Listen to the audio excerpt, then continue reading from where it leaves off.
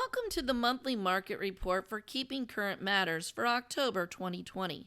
We're going to talk about a lot of things today. Really look at the housing market, where we're at, the answer to the question, can we keep up this momentum? Look at the biggest obstacles we face and even into what we can expect in 2021. So let's go ahead and get started here. I want to start with a quote from Mark Fleming.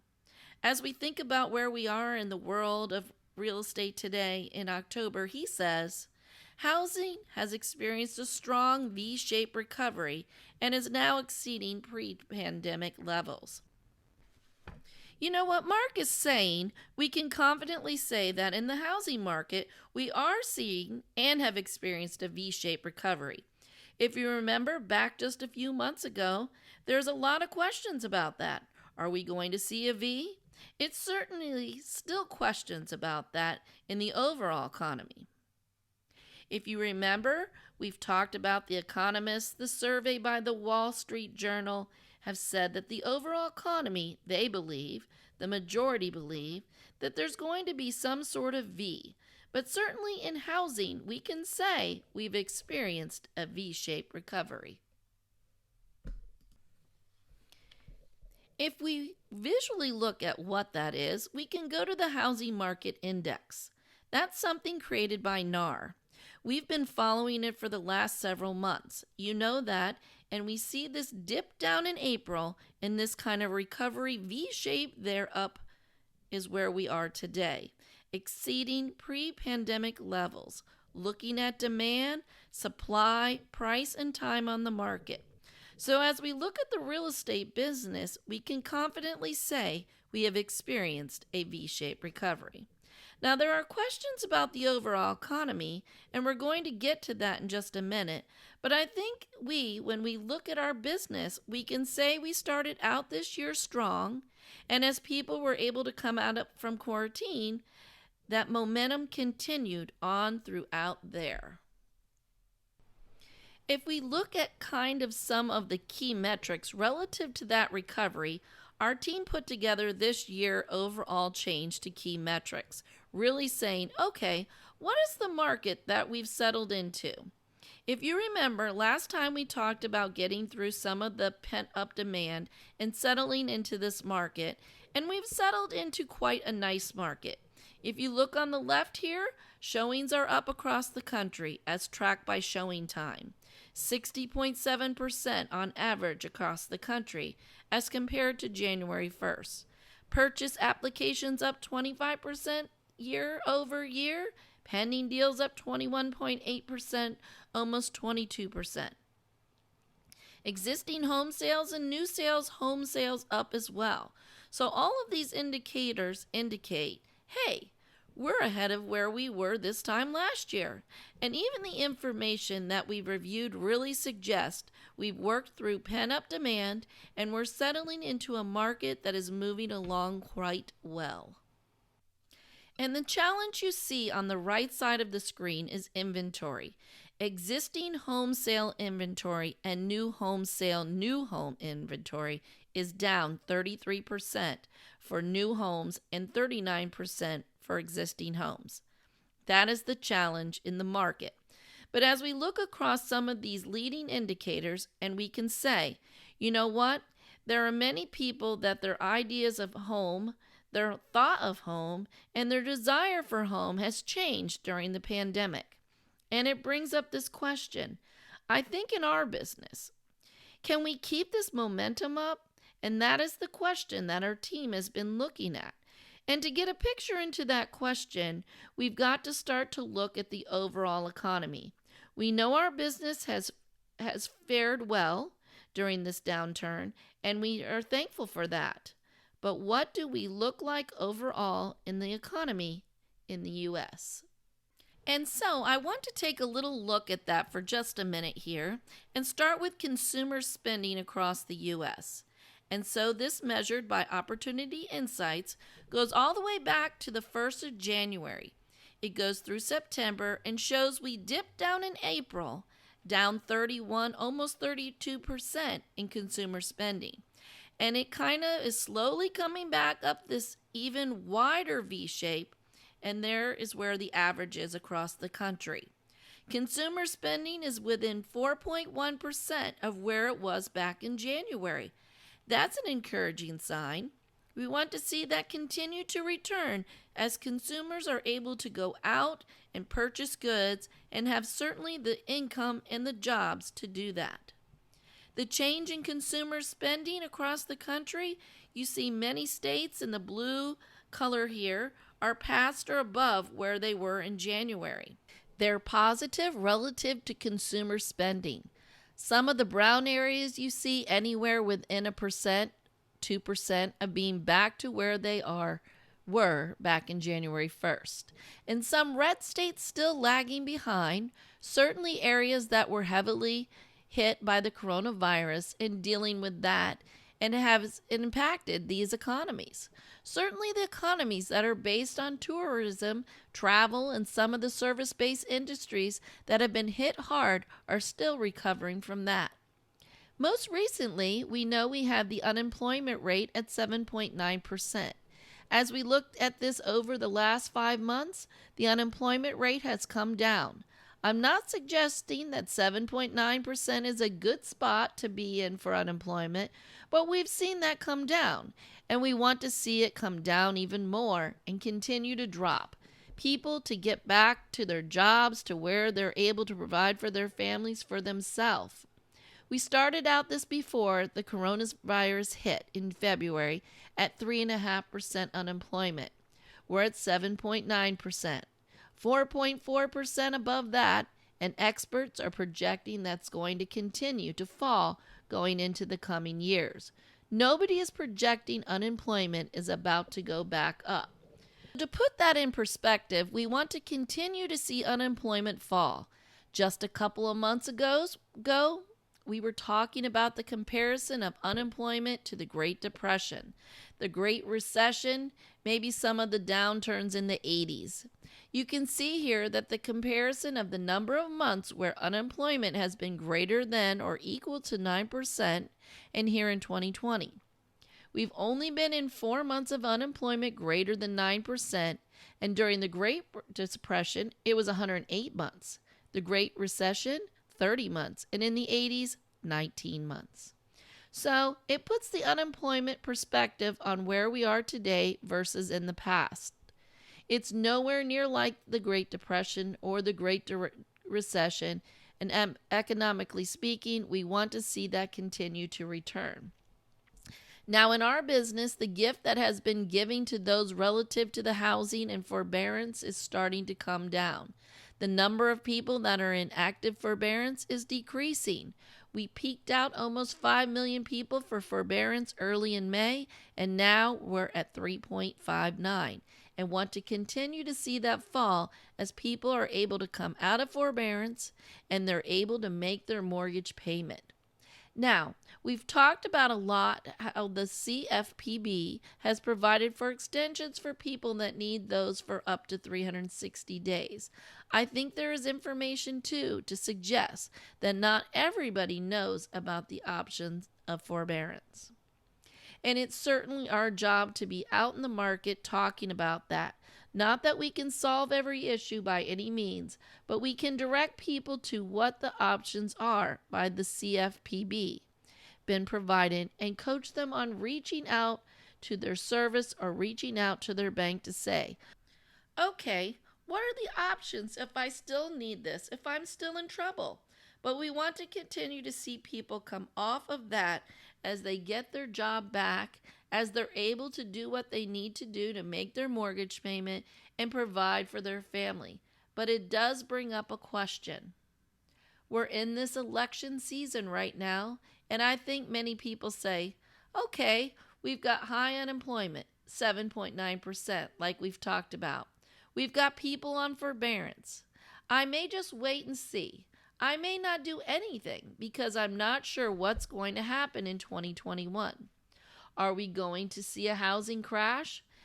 Now, we talked a lot about why this isn't 2008 all over again, and there's something, certainly a little bit of that in the question I think that consumers still deal with, and we need to get that word out there.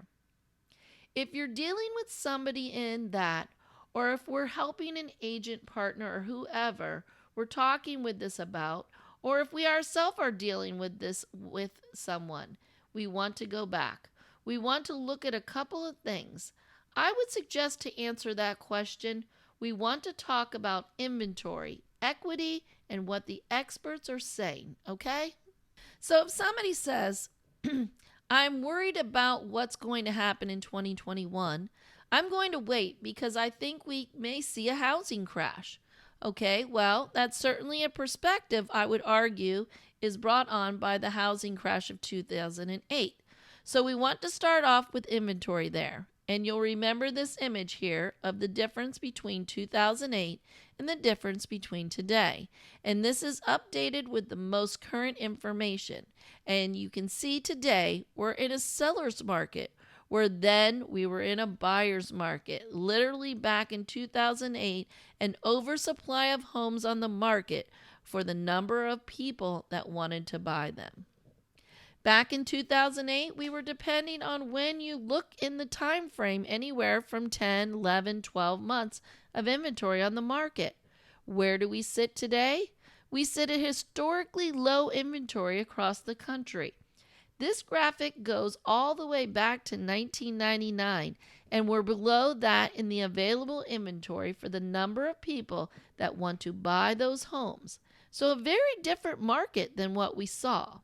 When we saw oversupply back in 2008, that led to price depreciation, where today we're in a very much an appreciating market because of the lack of supply in homes across the country. The first way I would answer that question, or if you're shooting a video or doing something to get this message out there, is explain the difference to this market as it's compared to 2008.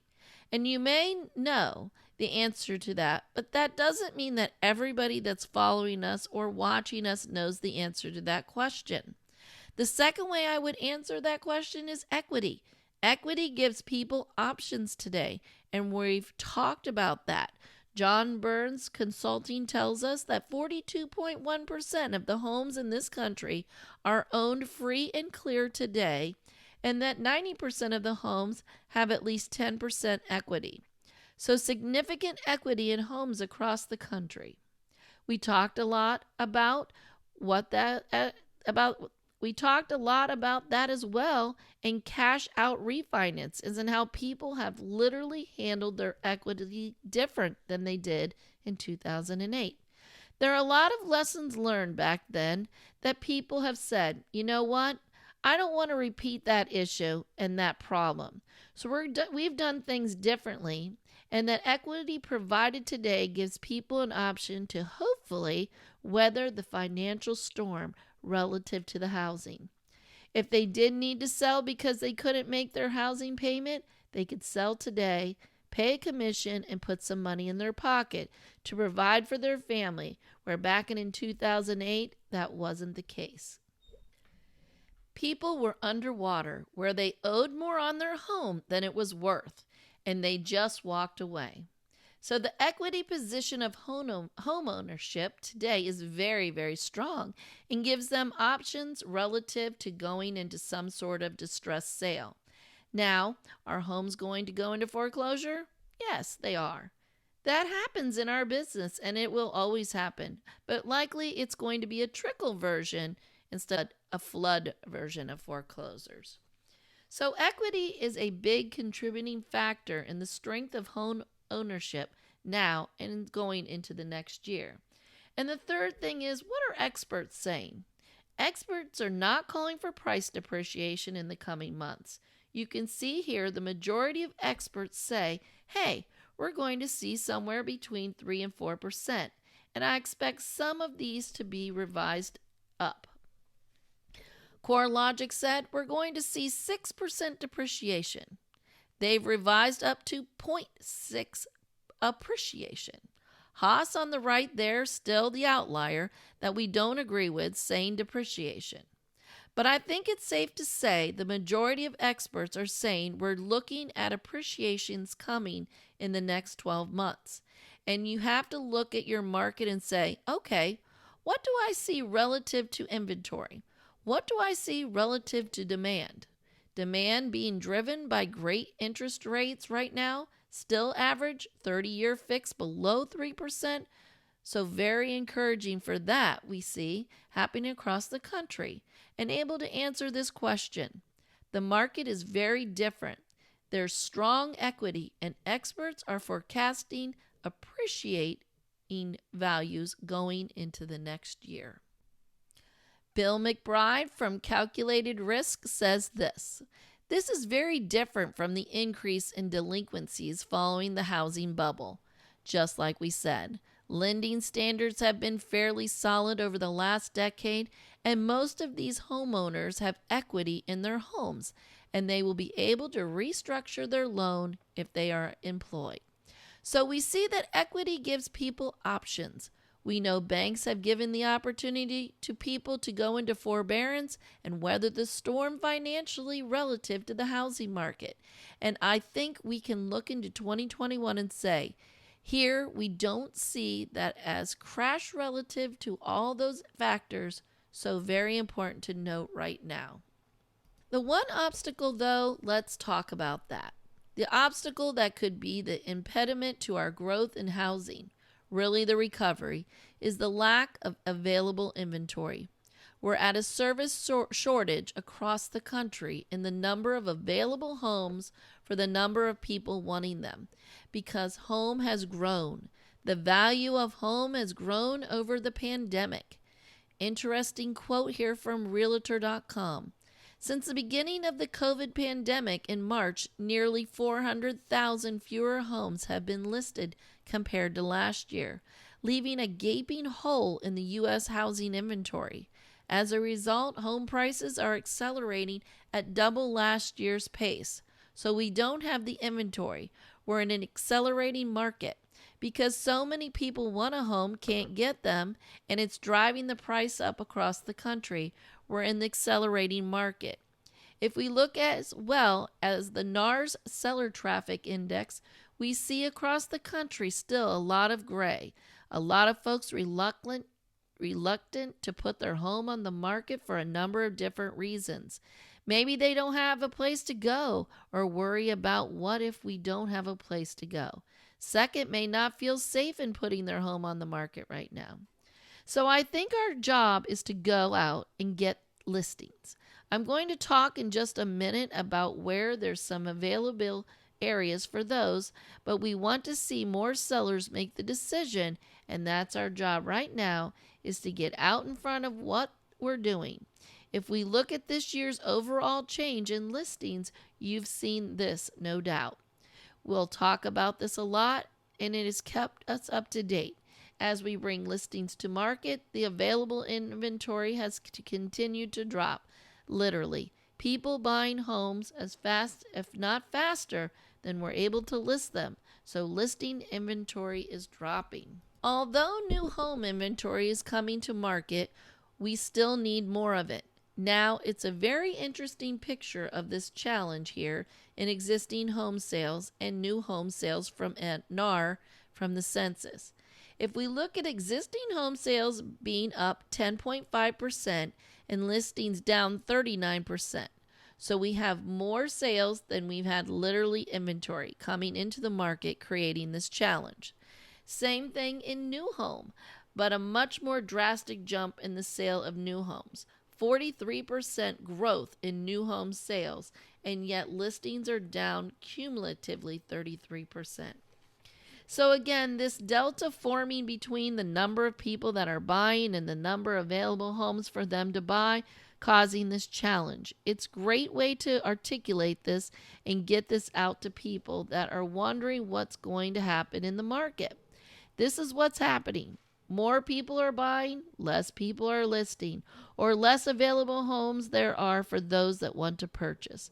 Now, we talked about where are these listings at. We've talked about people wanting to move from urban areas to suburban areas. And I want to take a look at a couple of things that quickly as we talk about where listings are right now. Where's opportunity? Certainly, suburban areas are outperforming urban areas in the recovery. You can see it here, but not tremendously different in numbers. Price acceleration faster in the suburban areas versus urban areas. Properties are selling faster in suburban areas versus urban areas. The number of online shoppers, and you can see the delinquency in the number of homes for sale is more in the suburban area due to demand. But this helps you give perspective on performance of both of those areas. I think there's still people that say, look, we want to be in a less dense environment right now. We have different needs that we are desiring for our living space, whether it be our family, individual. I need more space, more backyard, all those types of things. Work from home and maybe moving to a less dense area. The other area is just the builder area. In John Burns Counseling, I pulled this quote, and he says, builders we spoke with in the active adult space told us some standing inventory numbers are low, and some are tripling the number of standing inventory homes they produce to satisfy demand.